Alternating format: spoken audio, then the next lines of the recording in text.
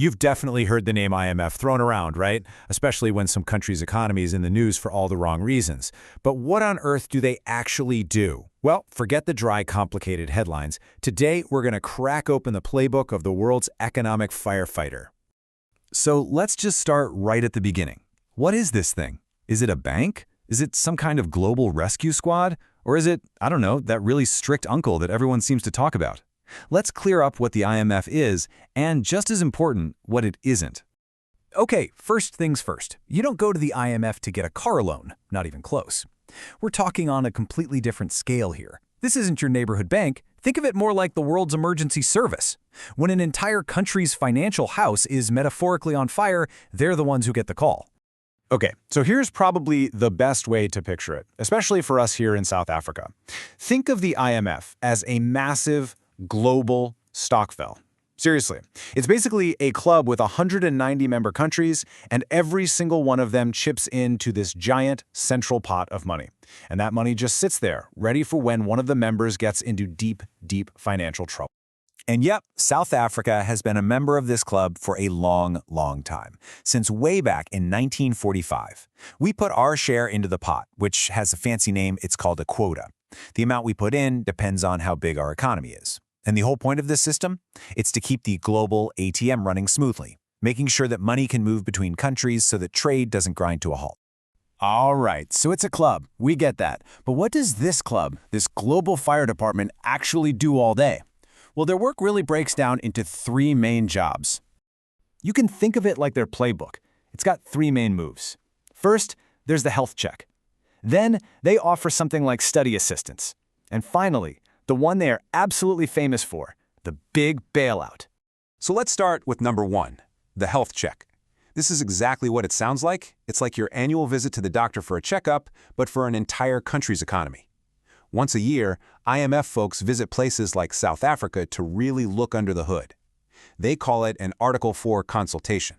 And let me tell you, they do not mince their words. They'll look at all the numbers and give a very direct, sometimes brutally honest diagnosis.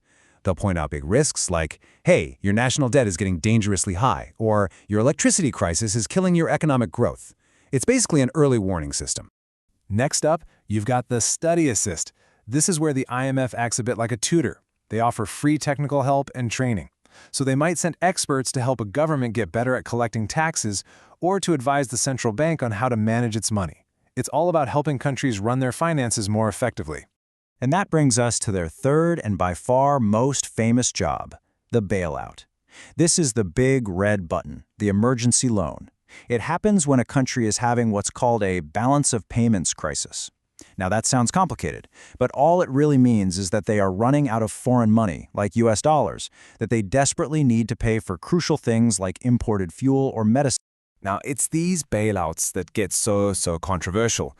This is the reason why just mentioning the word IMF can kick off a massive debate at any braai in South Africa. So let's get into why these loans are often seen as such a bitter pill to swallow.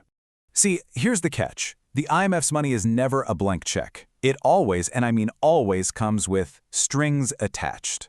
There's a formal name for it, conditionality. Basically, to get the cash, a country has to agree to make very specific and often very difficult changes to its economy.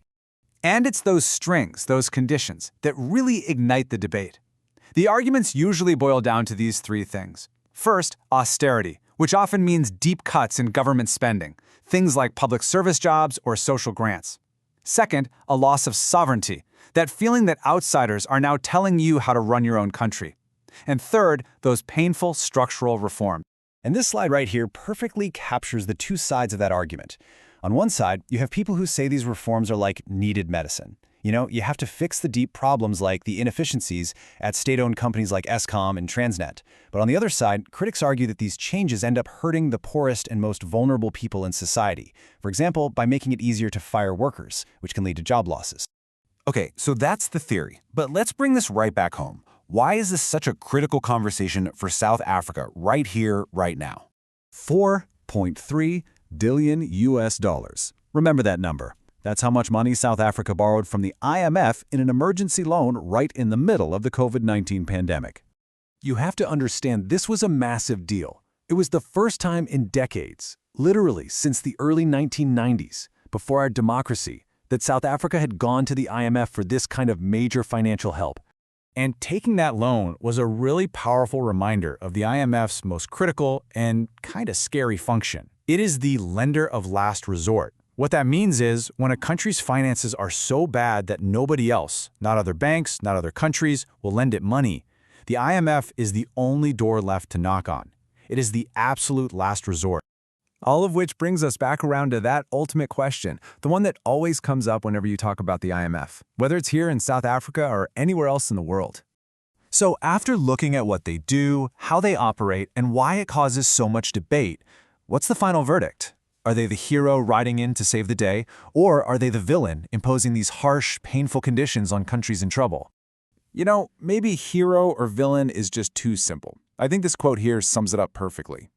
The IMF, it's like that one strict uncle. You really don't want him at your party, you don't like his lectures, you don't like his rules, but when your car breaks down at midnight and you've got absolutely no money, he's the only one who's going to pick up the phone. The real challenge for any country, including ours, is to manage things well enough that you never have to make that call.